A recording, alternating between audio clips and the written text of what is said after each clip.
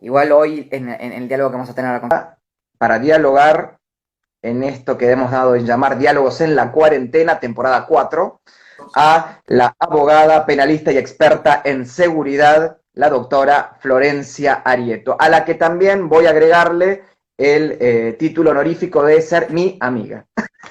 Lo más importante. Y lo más importante, porque además de una gran profesional, es mejor persona. ¿Cómo te va? Antes que nada, pero qué glamour esa biblioteca. Esa biblioteca yo no la conocía. ¿Viste, querido? Mirá, mirá qué glamour. Muy bien, qué lindo que quedó. Quedó precioso. Te felicito, Florencia. Muy linda. Cambia mucho, ¿no? Cambia mucho, Y ¿no? sí, Para aparte el un espacio trabajo. para, viste, para que las chicas hagan las tareas. No es menor, así que nada, estamos bien. Claro. Ahí estás perfecta porque un poquito Ahí estoy bien. más, a ver, ¿Qué un hago? poquito más abajo porque quedas como muy sobre el Sin mentón. cuello. Ahí, Ay, ahí está perfecto. Ahí, sin ahí, cuello. ahí, ahí.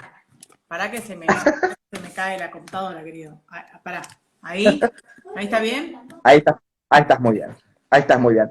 ¿Cómo estás, Flor? Felicitaciones por la entrevista que diste ayer en TN. Te diría que es casi una cátedra la que diste.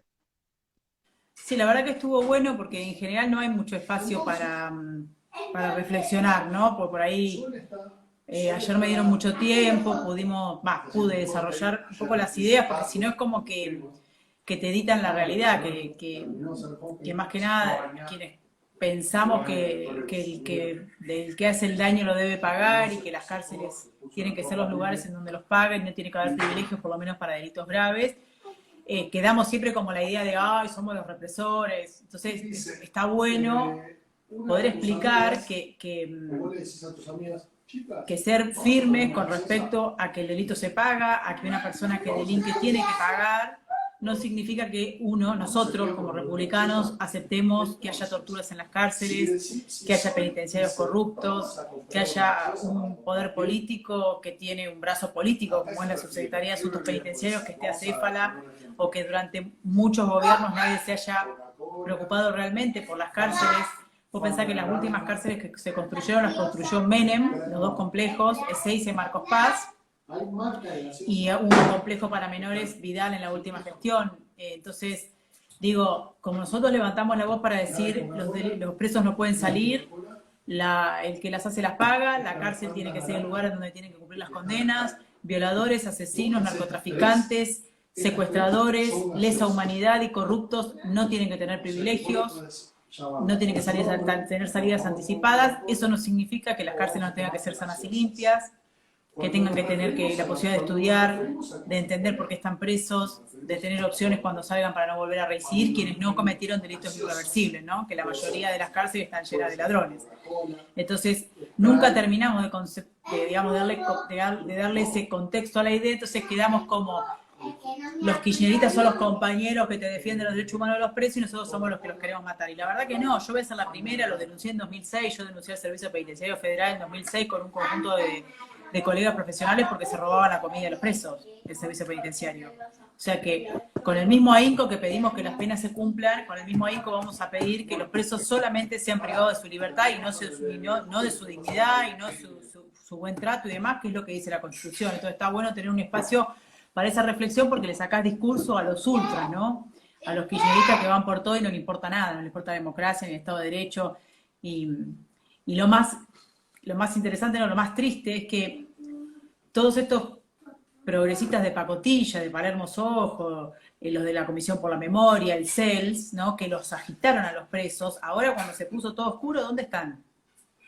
Se fueron todos, nadie está bancándole la parada a los presos, que van a terminar todos con peor de lo que estaban antes, cuando ellos tenían la responsabilidad de justamente de no agitarlos a personas que están detenidas y en muchos casos muy deterioradas, y ahora que se les armó lío y que ya no es políticamente correcto defender presos, se fueron todos. ¿Dónde está Cipriano García, el compañero pro liberación? ¿Dónde está defendiendo a los presos ahora que van a terminar todos con peores causas de las que tenían porque el motín es un delito? Bueno, hoy ese artículo del diario La Nación, ni en sus peores pesadillas se le hubiera creído que iba a ser artículo del diario La Nación, Cipriano García. Por eso, bueno, pero ¿dónde está ahora? Tendría que estar poniendo el pecho por los presos, compañeros de Claro, liberación. Si ellos los agitaron A mí me llegó información que la estoy chequeando y que le voy a tirar con un potencial de que en realidad se les prometió la libertad si ganaba Alberto Fernández. Por eso fue abrumador la elección dentro de las cárceles de esta dupla. Entonces, digo, toda esta gente, el CELS, que tanto habla y se ponen como si fueran la moral, ¿viste? La corporización de la moral. ¿Dónde están ahora defendiendo a los presos? Están todos escondidos bajo la alfombra. Nadie va a poner la cara porque ahora Alberto Fernández dijo, no, para que me espianta votos esto, chicos. Me están generando problemas de gobernabilidad. Entonces ahora se fueron todos y los dejaron tirados a todos los presos, los que agitaron durante meses que los iban a liberar. Entonces me parece importante haber tenido ese espacio para reflexionar masivamente, ¿no? Sí.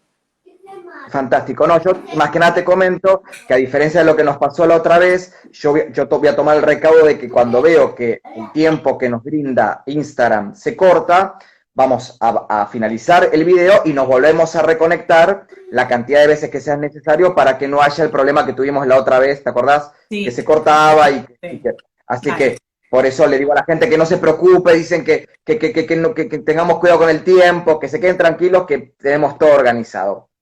Florencia, voy a dividir en 3 partes este diálogo.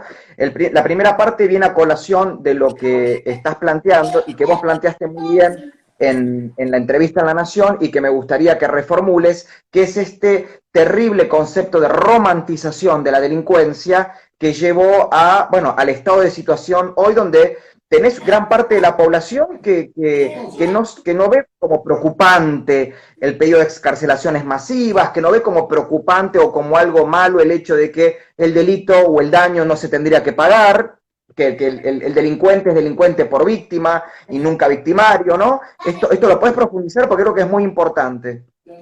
Primero que tiene que ver con una concepción ideológica, creo yo, y que tiene que ver justamente con... Bueno, se está por cumplir el aniversario ahora, el 25 de mayo, de la liberación masiva de presos durante el gobierno de Cámpora, más que nada de ellos que habían cometido delitos contra el orden público, contra el orden constitucional, como eran los guerrilleros de Montoneros y de ERP, y durante esos 3 años, entre el 73 y el 76, en un gobierno democrático se cometieron un montón de actos terroristas que nunca fueron juzgados. Y decir esto no tiene nada que ver con haber sido a lo personal, yo también, querellante en los juicios de lesa humanidad contra los militares que tomaron el poder, porque en junio del 76 la guerrilla estaba diezmada, por lo tanto la excusa que utilizaron los militares para aplicar su plan sistemático de desaparición de personas no tiene nada que ver con los montoneros y con el ERP, los usaron de excusa. Pero existió durante el 73 y el 76 un atentado al orden democrático, actos de terrorismo, asesinatos que no han sido juzgados, lamentablemente porque en este país siempre somos dicotómicos, ¿viste? Suponer que se tiene que investigar y hacer, si no es posible que se abra, yo creo que sí, yo creo que si alguno de los casos de los atentados al orden constitucional y los asesinatos durante el gobierno de Isabel Perón llegaran a la Corte, yo creo que se aplica tranquilamente el Estatuto de Roma respecto a lo que significa lo que es una organización civil paramilitar que se convierte en militar y atenta contra la población civil para cometer delitos de lesa humanidad. O sea que yo creo que estamos en condiciones de por lo menos discutirlo si esos delitos no también son imprescriptibles. Esa idea de que hay un fin ulterior, que se puede llamar liberación nacional, justicia social, lucha contra el imperialismo, cualquier cosa que se le ponga, es la estrategia de Cristina, es la estrategia de Néstor Kirchner, fue la estrategia de Néstor Kirchner y es la estrategia de Zanini.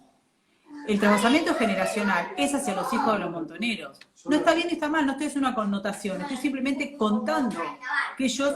Y la idea es que cualquier fin justifica los medios.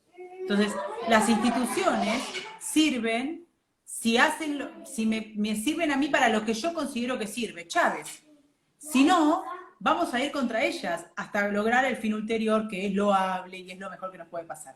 Esa es la lógica que está en ejecución, porque Cristina tiene un plan estratégico, cosa que la oposición tendría que contraponer un plan estratégico de trasvasamiento generacional a los efectos de justamente mostrarle a la sociedad que hay opciones dentro de la República, dentro de las instituciones, y que muchas veces cuando creemos que las instituciones nos meten como una especie de monstruo kafkiano, de todas maneras son nuestra salvación cuando el autoritarismo se nos viene encima. Entonces digo, hay que defenderlas a una costa de no conseguir algunos derechos que nosotros tenemos como ciudadanos tan fácilmente. Pero eso está en la lógica de lo que está pasando con los presos. Porque el huevo de la serpiente es el pedido de la liberación de Vudú, sin ninguna justificación, que se lo libere a un vicepresidente que fue condenado por corrupción. Y a la par, el pedido de Pietragala de liberación de Jaime de Martín Báez. Porque decía yo ayer y lo sigo diciendo, Pietragala no pidió por la liberación de un ladrón del fondo de Florencio Varela o de un montón de presos que en el marco de la pandemia podrían ser relocalizados para evitar que se infecten y demás. Él pidió por uno de ellos. Porque en el fondo de su conciencia, el kirchnerismo cree que Jaime es un compañero que ha caído en desgracia. No un corrupto confeso que permitió la masacre de 52 conciudadanos. Entonces, en esa lógica, el preso es un eslabón más en una estrategia. El preso es el tipo que si mañana necesitas de él para hacer grupo de choque, te va a ser fiel porque vos lo estás liberando. Entonces, por un lado, la estrategia ejecutada a la precisión, porque ellos tienen un plan y está bien, y por otro lado, la romantización tiene que ver con suponer esto que decías vos, de que los presos son todos víctimas, y la verdad que si vos sacás a grandes rasgos, más allá que desagregues y todo, tenés más o menos 100.000 presos en Argentina entre provinciales y nacionales. Vamos a poner que el 90% de los presos son pobres, porque es así. Tenemos 15 millones de pobres. Así le saque 5 millones entre gente grande, abuelas y gente humilde, pero que te queda, así sea, sobre 5 millones, no te da ni el 3%, 4% del pobre que está preso. Claro. Por lo tanto, se cae la premisa, la falacia de suponer que porque la pobreza te lleva a la delincuencia, por eso sos víctima del sistema. Eso es una construcción de progresismo que nunca han pisado los fondos del conurbano. Entonces, eso es lo que tenemos que desmantelar. Porque aparte, si vos vas a pisar los fondos del conurbano de la Ciudad de Buenos Aires, vas a ver cómo los trabajadores que viven y trabajadoras que viven adentro de las villas se ponen de acuerdo a las 4 de la mañana para salir 4 o 5 a tomar el colectivo, porque si no los afanan los mismos que están ahí adentro y que están tan privados de todo como ellos. Porque yo siempre pongo el ejemplo de Ezequiel, porque es un pibe que tiene un lavadero de autos en una villa de la ciudad, y que cuando fuimos a pedirle atajo, que es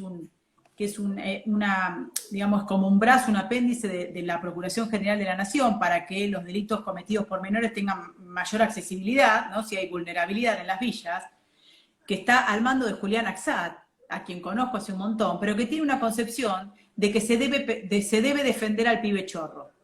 Entonces, cuando nosotros contrapusimos al pibe chorro a Ezequiel, que siendo tan pobre como el pibe chorro, abrió un lavaderito adentro de la villa para que los compañeros de él tengan un laburito, y era extorsionado por la banda de pibes chorros que le pedían 5.000 pesos por semana y si no lo iban a matar.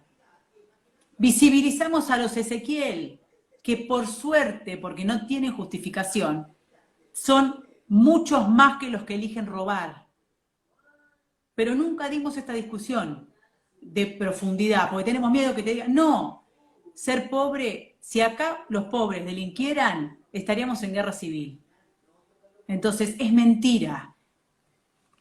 Eso me gustaría, desmantelado, sí. Perdón, ya termino la idea. Eso desmantelado significa que el que está preso, cuando sale a delinquir, tiene 3 opciones y te lo dicen ellos. Volver, no volver o caer preso. Volver significa que delinquió y le salió bien. No volver significa que lo mataron. Y el tercero es que cayó preso. Esas son las opciones que manejan. Pueden escuchar cuando vean la historia de que cuenta Carlitos Tevez, él cuenta la historia de su amigo, el Guachito Cabañas. Le decía que era mucho mejor jugador que él, que lo terminó matando la policía, pues se dedicó a robar. O sea, 2 personas que salieron del mismo lugar, uno muerto por la policía y el otro un crack del fútbol. Él te cuenta cómo un pibe en la villa elige convertirse en chorro. Y el que se convierte en chorro, en homicida, en narcotraficante, elige el atajo para pertenecer. Porque adentro de la villa, en el mundillo, que por suerte es el mínimo, el mundillo de la delincuencia, vos te echás corte. Y después, como tenés la pistola en la mano, al resto, que es la mayoría de la gente que vive en la villa y que se rompe el lomo y las manos para salir de pobre, la tenés asustada a punta de pistola. Y tenés una clase progresista que justifica el que tiene la pistola. entonces justifica Bueno, eso. yo justamente quería hacerte, estaba tomando muchas notas, por los que no me creen, miren, es lo que me genera esta mujer que no paraba de tomar notas. Vos planteabas algo que me llamaba mucho la atención, que decías este criterio, el triple criterio. El delincuente sale pensando en volver, o sea, que le salga bien el delito, o lograr el cometer el delito que planificó. No volver, que es terminar muerto o abatido, seguramente un enfrentamiento o con otros delincuentes o con la policía, o caer preso. Y da la sensación que en este tipo de delincuentes prefieren no volver, o sea, caer, o sea, perder la vida que caer preso. O sea, perder es más caer presos que perder la vida. Hay un nivel de desintegración como antropológica en esta gente. Sí. Y por eso hay un Porque yo 30% de cualquiera la... diría, prefiero caer preso y no Sí, muerto. no Y esta muerto. gente no al revés. Sí, totalmente. También hay que, sumado a esto que vos decís, esta cuestión de escisión, ¿no? Del ser humano, de la idea de porvenir, de algo más que eso. Por un lado tenés eh, un alto porcentaje, te diría yo, y eso hay que hablarlo con honestidad y con respeto en términos de aplicar bienes escasos a una política pública de reinserción social, porque si baja la reincidencia nos beneficiamos todos porque hay menos delitos. Entonces vos tenés bienes escasos, que es poco presupuesto para la inserción social de los presos, y tenés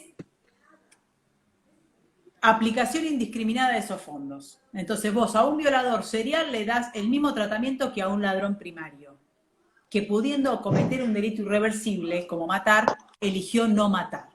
¿Está mal lo que hizo? Obvio, robó, es un delito y el daño se paga. Pero a comparación de un violador serial, yo creo que hay más chances que ese ladrón primario, si se le da las herramientas de visibilizar a su víctima, es decir, esto es una persona con una historia, acabas de lastimar a esta persona o a robarle a esta persona que se ganó la plata decentemente, no te la robó a vos, no es la plata que a vos te falta la que tenía el señor, pagar el daño con la pena de cárcel que corresponda, estudiar o trabajar y que a la salida el patronato de liberados haga de vínculo para la inserción, es mucho más probable de que ese ladrón primario no reincida que el violador no reincida. Pero hoy, y hace muchísimos años, la política penitenciaria argentina es igualar para abajo. Homicida serial y ladrón de gallina, los dos se activan los mismos tratamientos. Y la verdad que no es lo mismo. Ayer me decía en la nota de TN que está bueno para ponerlo así como, hay que hacer un triage, hay que hacer una discriminación positiva en el sentido de cuál es lo Separar la emergente. paja del trigo. Exacto. Entonces, tener recursos escasos, apuntemos hacia las personas que pueden tener una alta posibilidad de no reincidir y no gastemos pólvora en chimango. Alrededor, no quiero ser específica porque tampoco es que tengo el dato, pero alrededor del 30% de la población carcelaria argentina no tiene recupero. Porque hace muchísimos años que están o delinquiendo o cometieron delitos gravísimos. Secuestrar a una persona de origen judío, cortarle el dedo por ser judío y mandárselo a los padres para cobrar un rescate no tiene vuelta. Yo no creo que esa persona puede ser liberada y reinsertada socialmente. Una persona que violó y mató a una niña, no sé si puede ser reinsertada. Una persona que hace 15 años que está robando a mano armada y que terminó matando en ocasión de robo, no sé si puede ser reinsertada. Una persona que le aplicó picana a un ser humano cuando estaba como funcionario público, como son los delitos de lesa humanidad, no sé si puede ser reinsertada. Una persona que se encarga de distribuir droga para quemarle la cabeza a la mitad de la población, no sé si puede ser reinsertada. La verdad que hay que priorizar. Y en todo Quien caso, recibe un los celular y delitos... lo primero que hace es amenazar a Carolina Píparo tampoco, ¿no? Exacto.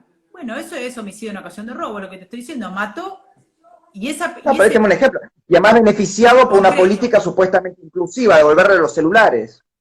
Exacto. Entonces, a mí me parece que hablar de estas cosas, ponerle luz, porque también hay mucha desidia y mucho prejuicio, y yo creo que vamos a estar todos de acuerdo. Lo único que no van a estar de acuerdo son los zurdos y los kirchneristas que ya sabemos que no tienen interés en que esto suceda, porque ellos necesitan acumulación para su propia estrategia, que es válido en términos de política, no, yo no lo discuto, digamos, lo primero que tenemos que saber es la estrategia del contrincante, pero nosotros tenemos que buscar convencer a la gente de que si nosotros pedimos que se cumplan las penas, también vamos a ser los primeros que vamos a decir en qué condiciones se cumplen las penas. Si nosotros somos republicanos, si la República dice que las cárceles van a ser sanas y limpias, entonces nosotros vamos digamos, a comprometernos a que un presupuesto importante sea para construcción de cárceles, porque que esté abierto Devoto en el siglo XXI es una vergüenza para la República Argentina, porque en Devoto vos entrás ladrón y salís asesino o muerto. No, yo había arrancado con esto, que lo dijo un poco suelto, lo de Lenin, porque vos hablaste de un dato que lo planteaste en potencial, sobre la idea de que si la actual dupla presidencial ganaba, se podrían asegurar, más allá de la pandemia y la situación que estamos viendo ahora, excarcelaciones masivas, para que estos excarcelados se transformaran, qué sé yo, tipo una guardia pretoriana yo diría, de una de las facciones del actual gobierno que tiene, como decís vos, metas ulteriores, ¿no? Nortes políticos que son muy idealistas y muy buenistas al oído, pero que esconden detrás vicios del pasado al que no queremos volver. Y la pregunta que yo te quiero hacer es, si vos sentís que en el ADN político, en este caso del kirchnerismo, o de la extrema izquierda, del populismo, hay, ¿no?, como una pulsión que frente a una crisis, que frente a una situación conflictiva, y más en este caso, donde se conjuga por primera vez en la historia argentina una pandemia, o sea, el riesgo de vida biológico de los argentinos, con la potencial implosión económica que genera la cuarentena y el parate, ¿no? Económico, estos sectores aprovechan, ¿no?, ese movimiento de placas tectónicas para querer instalar los mecanismos que aseguren, ¿no?, lo que decís vos, o el corrimiento de las instituciones que estorban a ese norte ideal, liberación nacional, gobierno del pueblo, justicia social, y los mecanismos y los instrumentos que las reemplacen para directamente instaurar un modelo autoritario y totalitario. ¿Vos esto lo ves que está en el ADN político de esta gente, o son circunstancias del tiempo que vivimos? ¿Cómo lo ves? No, mira, no tenemos que ir muy lejos. En Venezuela existen los colectivos chavistas. Los colectivos chavistas son esos, son delincuentes sacados de las cárceles para hacer de fuerza de choque paramilitar en caso de que se requiera. Si ustedes se acuerdan, voy a poner una película, El secreto de sus ojos. ¿Se acuerdan del secreto de sus ojos? ¿Se acuerdan que el violador lo saca a la AAA para ser su asesino? Aníbal Gordon es un claro ejemplo de un delincuente común utilizado para hacer un grupo de tarea estatal de la última fase del peronismo del 70. A mí me parece que tienen un ADN autoritario, pero no por... A ver, yo quiero tratar de dar la discusión política sin que parezca peyorativo lo que intento decir. Ellos creen en la revolución. O sea, el trasvasamiento generacional de Cristina, que son los hijos desaparecidos, los hijos de los montoneros, los hijos de sus compañeros, que ella los llama así, los jóvenes idealistas. Yo no le puedo pedir a los hijos de los montoneros desaparecidos o nietos recuperados que analicen objetivamente qué hicieron sus padres, que para un montonero, un jefe de célula montonero, operar significaba asesinar a un farmacéutico. Porque cuanto peor, mejor.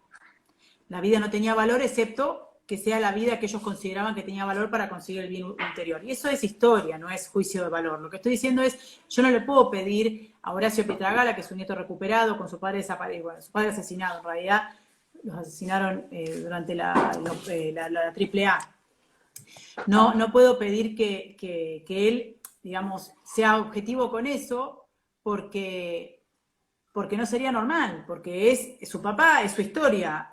Ahora, quienes no estamos atravesados por eso, y en esto sí también incluyo a Cristina, que es la que ejecuta esta estrategia, yo creo que utilizan ese fanatismo, esa idea, esa irreflexión de suponer que siempre hay un fin ulterior por sobre la vida humana, por sobre todo, que no sé qué es, porque se está... En donde la república es un bien negociable. La república y las instituciones sirven en tanto y en cuanto sirvan a mi fin, que es el que yo digo que es el fin ulterior, superior, honorable y espectacular.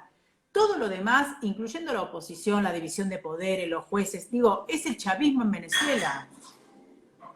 Desactivó el Congreso y armó una Asamblea Nacional, dominada por ellos. Hay un tribunal electoral dominado por ellos, hay una Corte Suprema dominada por ellos.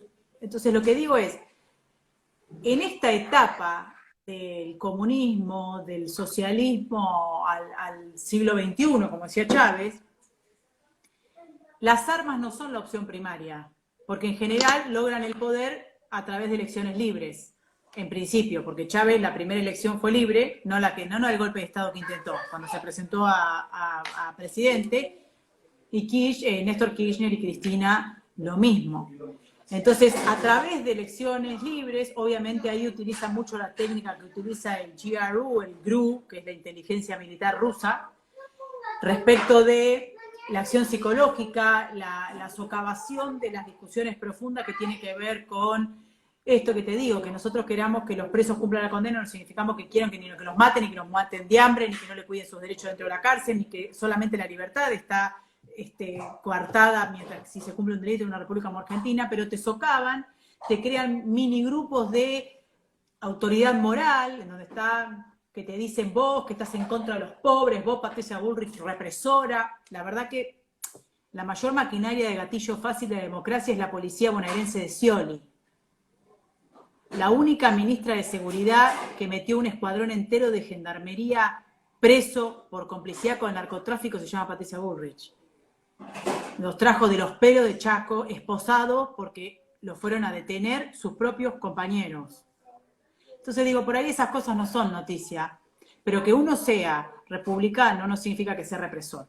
Pero esta técnica que hace muchísimo tiempo se aplica a través de las técnicas rusas, que en ese sentido nos tiene una ventaja, es esto de suponer que la justicia social como entelequia, porque no sabes lo que es, porque Cristina dejó 30% de pobres, pero no importa, Macri hambre, entonces esa cosa así dicotómica que no te permite profundizar la discusión, hace que nosotros en vez de estar pensando una estrategia para contraponerla, estamos a la defensiva justificando que no somos represores, que no somos gatillo fácil, que no queremos pobre, que no fabricamos pobre, que luchamos, ¿me entendés? O sea, es una técnica que tienen aceitada y que la están aplicando a la perfección. Yo creo que ahora hay un cierto hartazgo con eso. Después de 12 años de kirchnerismo creo que la sociedad no es la misma. Los 4 años de macrismo que dejaron muchas deudas, y en lo personal creo que tiene que ver con la profundización de lo que es la república.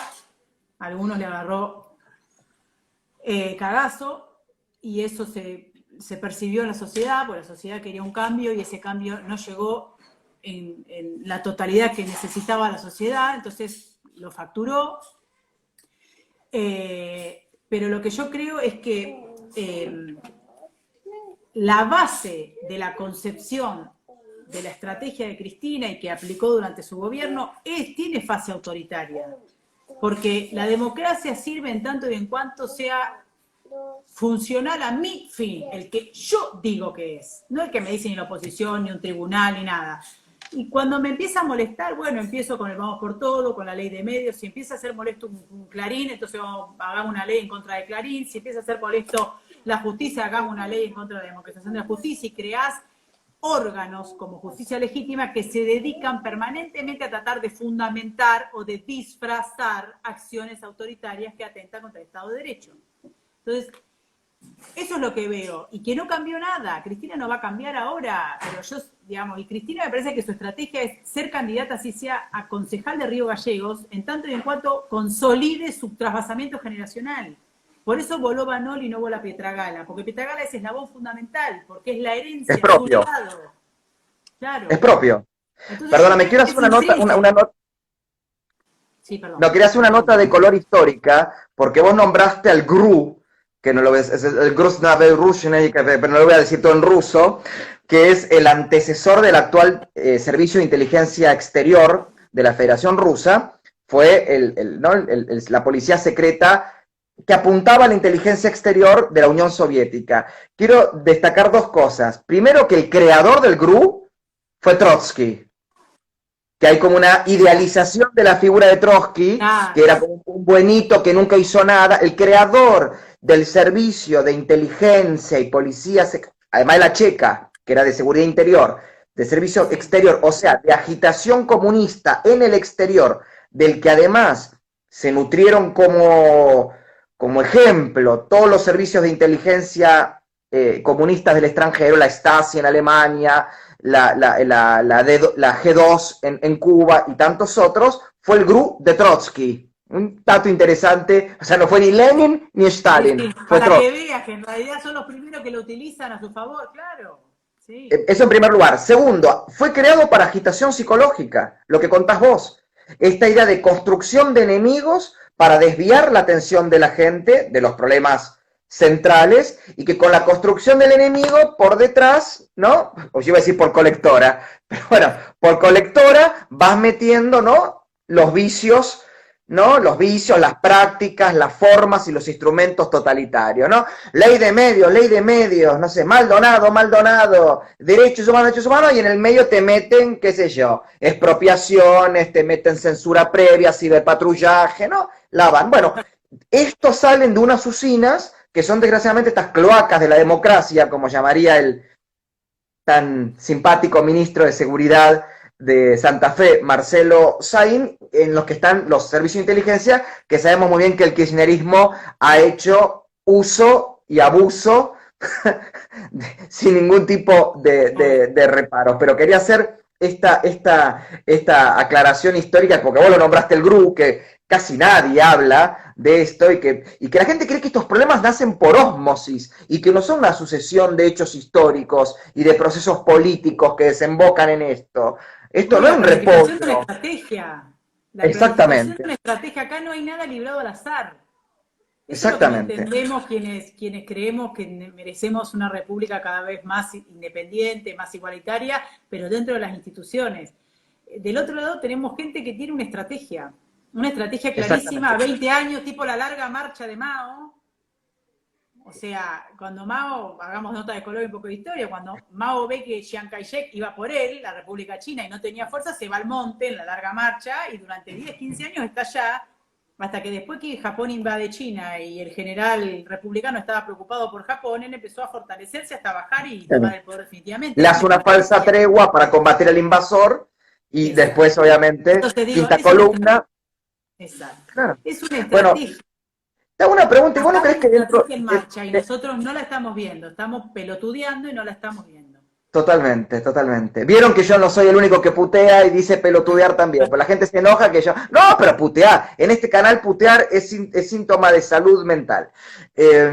¿Vos no crees que uno de estos relatos, de estas acciones psicológicas que se viene utilizando mucho, y más con la galtierización de la lucha contra la pandemia, tiene que ver con hacerle confundir a la población argentina la idea de que unidad nacional es igual a unanimidad? Sí, yo creo que lo intentó Alberto Fernández, que es un gran operador. Alberto Fernández se convierte en presidente porque quien tiene los votos así lo decidió, y yo creo que el acuerdo íntimo entre ellos dos es el trabajamiento generacional hacia su legado hacia la generación de ella, los hijos de esa generación. Y ahí me parece que Alberto no se opone, y creo que por eso aceptó también de buena manera ser presidente, porque de otra manera no lo hubiera logrado nunca. Yo creo que no se puede... A ver, yo no socavo la grieta, pero yo no creo que se pueda unificar. A ver, cuando Alberto Fernández dio la primera conferencia de prensa donde habló de la cuarentena y qué sé yo, nos pareció todos bárbaros, de hecho estuvimos todos de acuerdo, y yo dije, mira qué bien este tipo, che, que yo lo conozco de cuando armaba para Massa en la ciudad de Buenos Aires, ¿te imaginas qué? Bueno. Entonces digo, bueno, bárbaro, se puso por sobre la situación, y a partir de ahí pasó algo, que yo creo que tiene que ver con los anillos del poder, ¿no? Cuando empiezan a calentarle la cabeza de que es Churchill en la invasión nazi. Y se confundió, y lo que creo que todos estábamos de acuerdo que en la pandemia tenemos que estar unidos, terminó de desvirtuarse cuando él, creo que el primer acto de división que hace él desde la propia conducción de la República Argentina, conducción formal, porque no todos pueden conducir. Eso lo dijo Perón. Es un trabajo difícil conducir. Pero bueno, lo que digo es, subió un helicóptero, no sé si recordás, con el ministro de Infraestructura, y pasó por el hospital de La Matanza diciendo la gestión anterior lo dejó tirado y nosotros lo vamos a inaugurar. Y encima eligió el hospital que lo inauguró 4 veces Cristina. Claro. Y una vez puso una canilla de plástico, la clavó, la abrió y se fue y se llevó la canilla. Y eso lo sé yo porque yo recorro los fondos, ¿viste? Lo que nada ve y nadie sabe, porque yo estoy en silencio y no hago prensa ni pobrismo. Entonces a mí me contaron, pero gente que estuvo ahí, que vive ahí, que la canilla se la llevaron. Se emocionaron la canilla, agua potable, y cuando se fue, terminó el acto, se le llevaron la canilla. Bueno, entonces digo, ahí cometió el primer error. Porque ahí despertó una situación en algunos, me incluyo, en donde decís, para, este flaco está haciendo política, este flaco no se puso por arriba. Hasta ahí más o menos zafábamos porque era, bueno, la cuarentena, la primera fase de la cuarentena, la pandemia. Luego empezamos a observar ya todos, y ya a esta altura el capital político del presidente se perdió muchísimo, que la pandemia era su fin político. No había plan. El plan era la cuarentena en el marco de la pandemia. Y cuando empezaron algunos opositores a tomar posición pública, que me parece que está bien, porque una cosa es acompañar medidas sanitarias excepcionales en el marco de una pandemia y otra cosa es justificar que estás gobernando por decreto. O sea, entonces ahí empezaron a decir no, que la unidad de los argentinos, que qué sé yo, y la verdad que ahí surge un tema de decir, esto que preguntás vos, ¿qué es unidad? Cuando hablan de unidad, ¿de qué hablamos? ¿De consensos básicos para una república o de que yo tengo que sacarme la foto con vos como el jefe de la Ciudad de Buenos Aires, pensando que esa foto te va a cotizar en la oposición?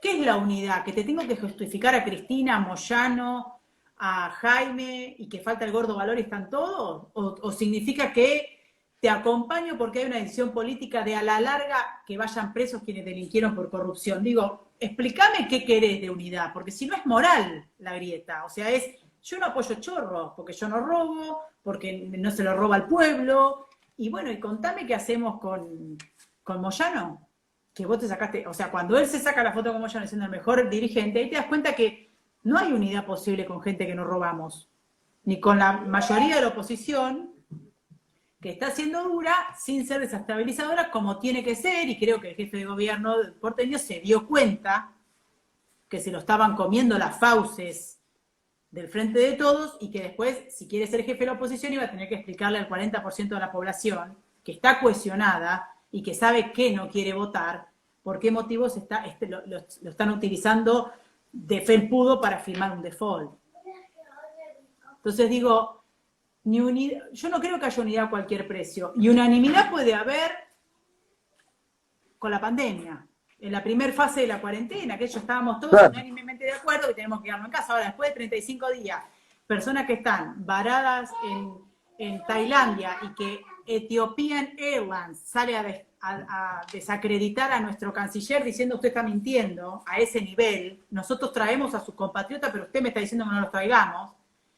Y después tenés las pymes fundiéndose y encima los créditos que le piden todos los papeles posibles a las pymes cuando encima está pidiendo plata, no es que le están regalando plata, está sacando un crédito que después hay que pagarlo, y el autónomo que tiene que seguir pagando, y la luz que te la siguen cobrando, y digo, y la liberación de presos en el medio porque le prometiste al preso que lo ibas a liberar. Eso no, o sea, eso no se hace.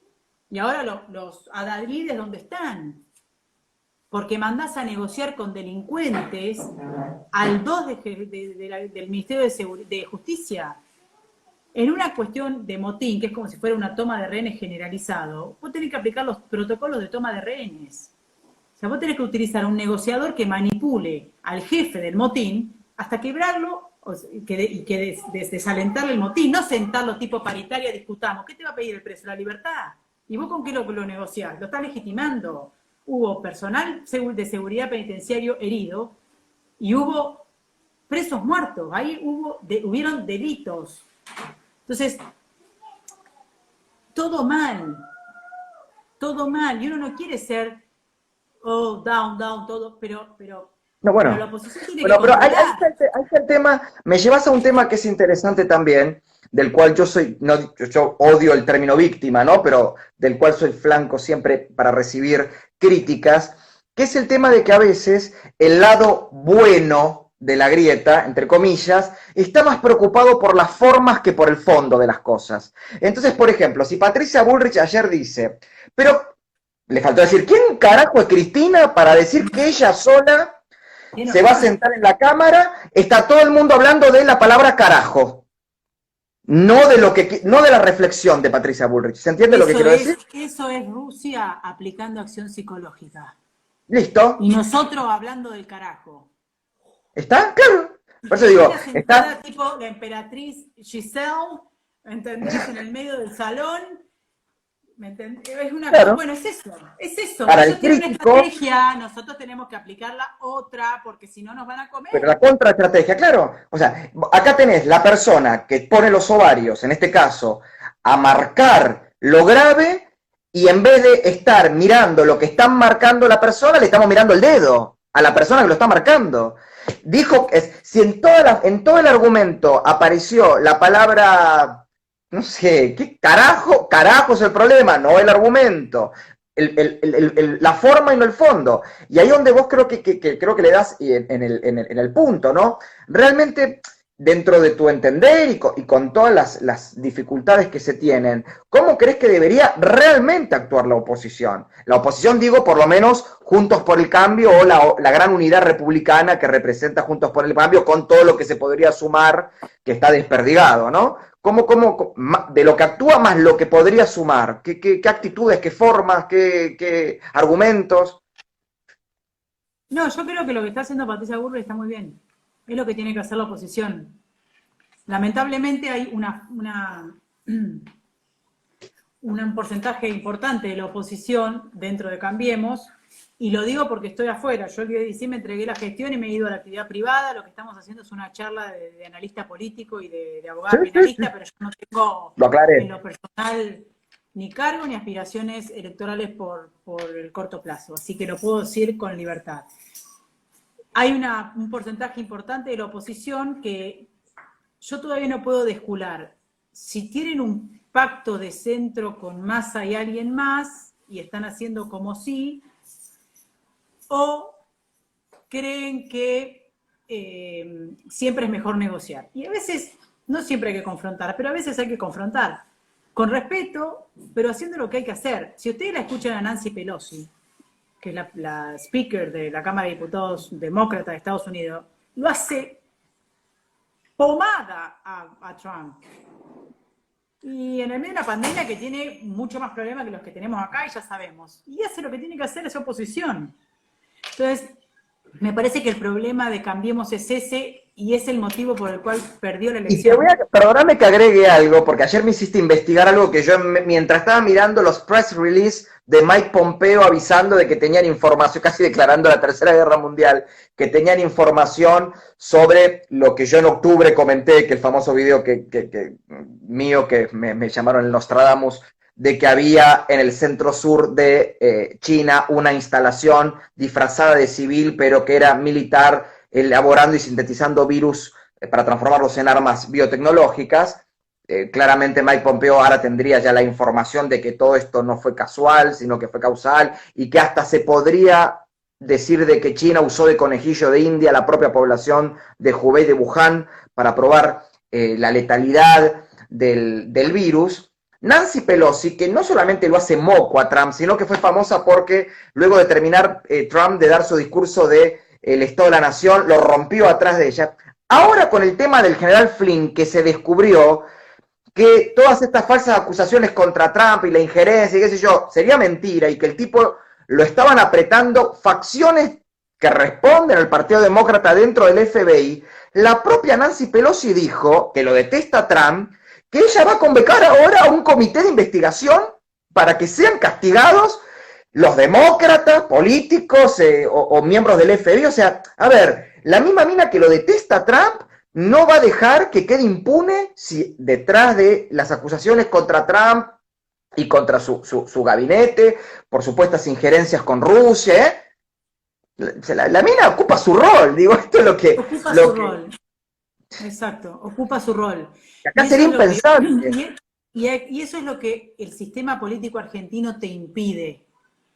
Porque yo supuestamente, si soy opositora, tendría que hablar horrendo del gobierno, no tendría que decir nada de Larreta. Y yo voy a decir de Larreta lo que pienso. Larreta se va a tener que decidir porque si no va a perder la jefatura de la Ciudad de Buenos Aires y no va a tener aspiraciones presidenciales porque la Ciudad de Buenos Aires tiene una línea en su mayoría que es la que representa Cambiemos y el PRO.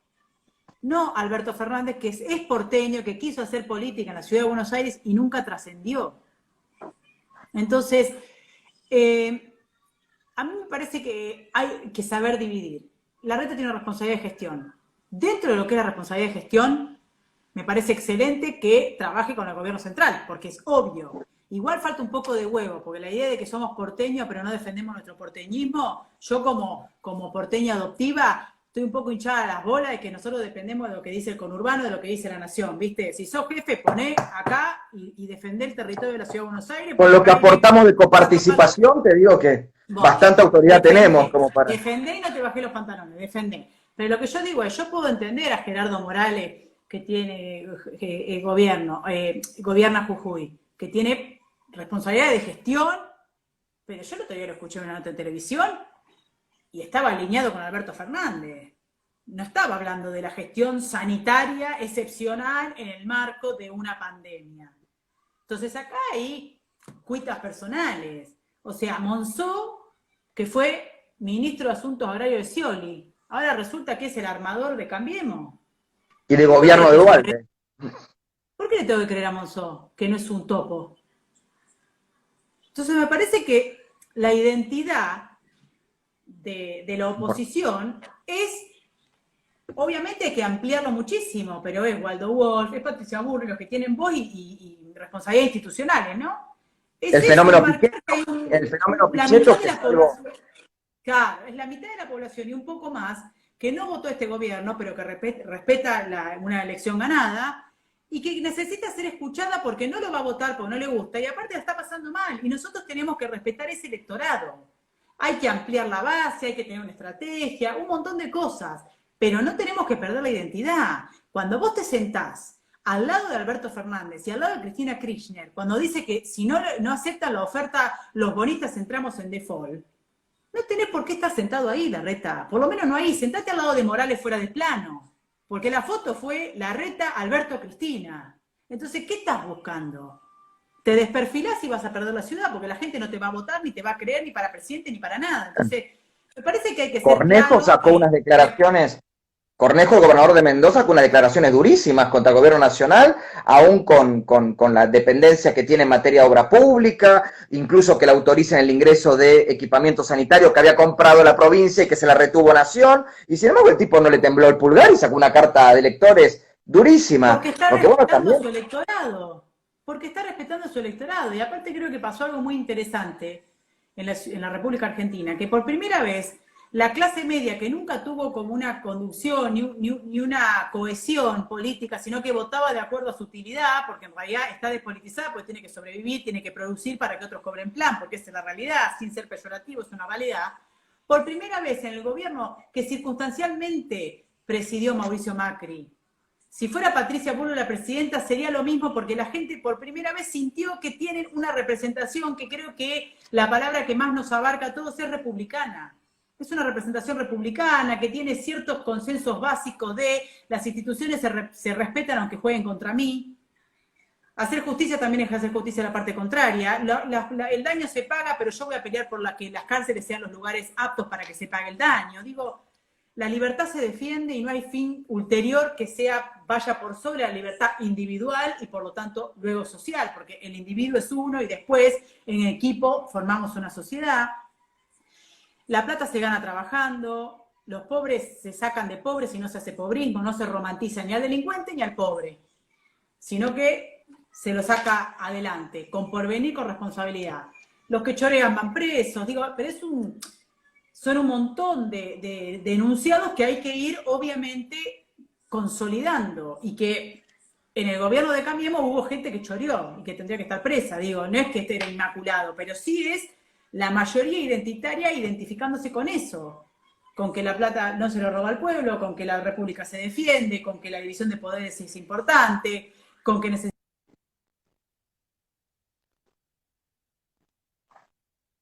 no tenemos inteligencia, la doctora Camaño no puede estar al mando de la reconfiguración de la AFI porque no tiene ni idea de lo que es inteligencia estratégica, no tiene ni idea de lo que es el GRU, le preguntás por la inteligencia militar rusa y no sabe ni lo que estás hablando, no tiene ni idea cuántos activos tiene, no tiene ni idea cuántos son los buenos y cuáles son los malos. Entonces digo, eso lo tiene que hacer alguien especializado, alguien que conozca el panorama. Y como dijo Nancy Pelosi en Estados Unidos, acá tiene que haber un servicio de inteligencia nacional que cuide los intereses nacionales del terrorismo, tenemos triple frontera, tenemos Hezbollah, y ahí te traigo Hezbollah, te digo, sumando a lo que hablábamos antes, el kirchnerismo cree que Hezbollah es un partido político. Claro, un movimiento de liberación nacional. Un movimiento de liberación nacional. Claro, porque la pata de Occidente sobre el Oriente y cree que los crímenes del terror de Hezbollah están justificados en el marco de esa lucha contra el imperialismo. Lo mismo que pasaba con los montoneros en el gobierno democrático. Matar a un policía en la superintendencia de la Policía Federal de 18 años, un cabo que estaba comiendo en el comedor, estaba justificado porque la yuta. Entonces, tienen la misma lógica, no han cambiado. Nosotros tenemos que entender que ellos juegan así y contraponer algo superador para que convencer al electorado que el camino es este y no Venezuela. Pero ellos tienen una estrategia y nosotros no la tenemos, pero todo lleva a lo mismo, ¿no? A la idea de la libertad es negociable para ellos.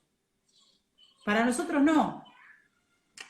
Dos cosas nada más. Una, quiero hacer una aclaración. Yo me refería a Cornejo como gobernador, es el ex gobernador de Mendoza, actual diputado nacional y uno de los máximos referentes de la Unión Cívica Radical. Y obviamente el doctor Suárez es el gobernador de Mendoza. Perdón, yo dije el gobernador Cornejo. Igual en Estados Unidos se acostumbra a decirle gobernador al ex gobernador, o sea, bueno, pero hago la aclaración. Y lo que acá hay una pregunta muy recurrente que la estoy leyendo, que te preguntan, mira lo que te pregunta la gente. Florencia dice, yo no veo nada, Florencia, perdón. ¿te parece? No, pues yo estoy leyendo y te preguntan, Florencia, ¿te parece bien que sigamos con los cacerolazos? La gente, claro, se siente como perdida, como falta de, si bien encuentra referentes y opiniones, ¿no? En el periodismo o en la política o en el sector empresario, no encuentra ese liderazgo unificador. Entonces, mira, vos te preguntan a vos si te parece bien que sigan con los cacerolazos, o esto que, por ejemplo, acaba de pasar en Santa Fe, una manifestación a la israelí, donde todos los comerciantes de la ciudad, la gran mayoría, con 1,5 metros de distancia en la plaza de la legislatura, fueron a manifestarse para pedir la reapertura económica de la ciudad. Digo, ¿qué le podés transmitir? La gente claramente se siente desorientada. Mira, a mí me parece que lo fundamental para todos, y en esto sí, es el libre albedrío, en estos casos. Es decir, yo caceroleo, ayer caceroleé, anteayer, acá estamos todos caceroleando, porque es la forma que tenemos de expresarnos. Y la verdad que lo que no tenemos que caer es en la trampa psicológica que nos quieren trazar de, porque desestabiliza. La verdad que sí. Si Patricia Bullrich tuviera el poder de apretar un botón y que todo el mundo cacerolee en contra de un gobierno que hasta hace 2 semanas tenía el 80% de imagen positiva, decís, bueno, entonces es una superdiosa. La verdad que no, la gente se expresa. Y me parece que la gente lo que está expresando es que Alberto Fernández, que hace seguridad desde el otro día dije Rompuán, pero está cerrada, entonces después dije iba a decir Torcuato Tazo, que también es bastante, sí, el Tortoni. Pero lo que digo es, también le habla al empleado, supongo que al director de su ministerio, que tiene su sueldo a fin de mes, entonces agarra la guitarrita y le dice, cantate una de Spinetta y decirle a tu hijo adolescente que cree música.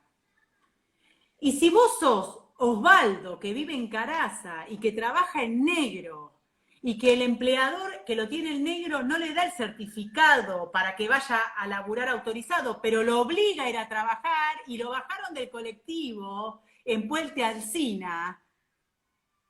Entonces, cuando Alberto Fernández le dice, toca la guitarrita, quiere salir, sí que agarra la cacerola, porque si no, ¿me entendés? Como dice la Mississippi, agarrar un fierro y entrar a dar.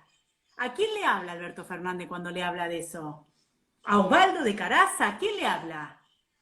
Tenemos 40% de trabajo negro.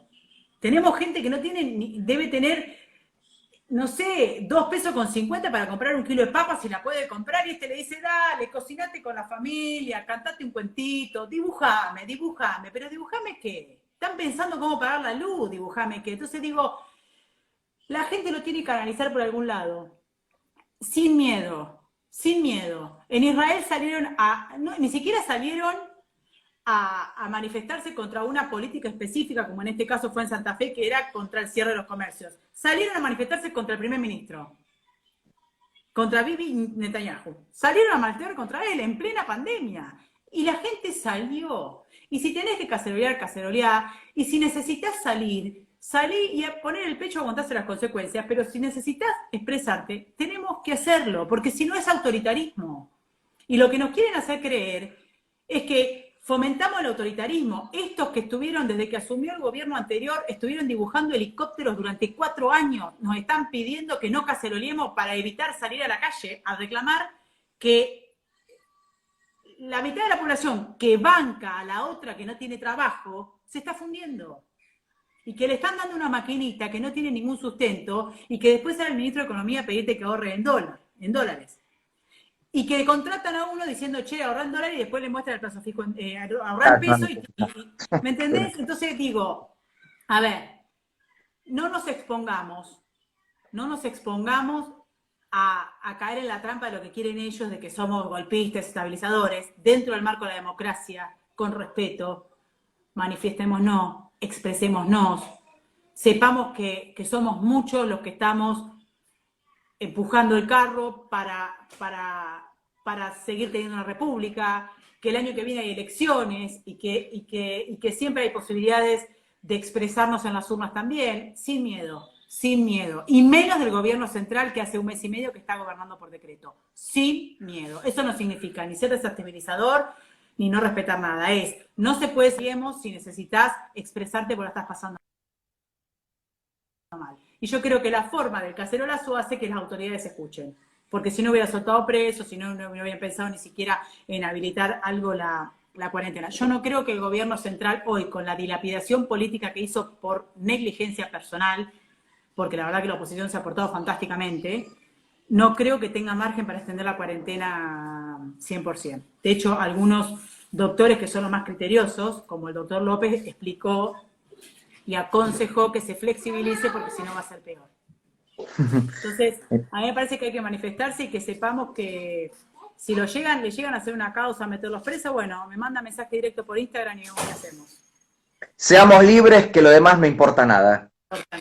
No importa Florencia, nada. muchísimas gracias de corazón por este diálogo, como siempre, con claridad meridiana, esclarecedor, catártico también, porque uno realmente puede expresarse con libertad. Yo siempre digo, ¿no? Lo que los medios, por llorar pauta, callan, las redes hablan, y siempre, ¿no? Cuando la justicia no haga aplicar la ley, en algún momento la ciudadanía hará tronar el escarmiento. Esto es la historia de los pueblos libres, ¿no?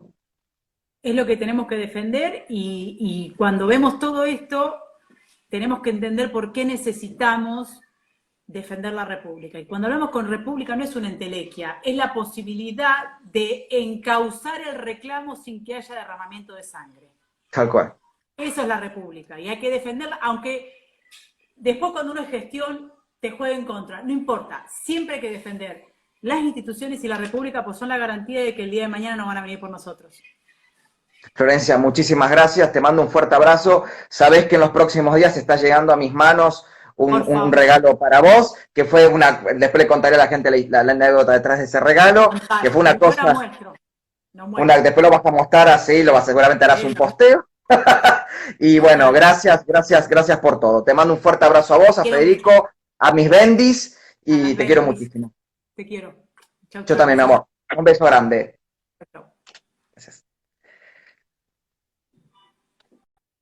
Bueno, este fue el diálogo que tuvimos con la doctora Florencia Arieto, abogada, penalista, analista política, experta en seguridad nacional, en inteligencia estratégica criminal, una prominente dirigente política, aunque en este momento está dedicada a la actividad privada, donde hemos hablado de todo y de todos. Muchísimas gracias por habernos acompañado. Mando un muy fuerte abrazo a todos. Gracias de nuevo por haberme acompañado y será hasta el próximo Diálogo en Cuarentena, temporada 4. Y espero que sea la última. Un fuerte abrazo.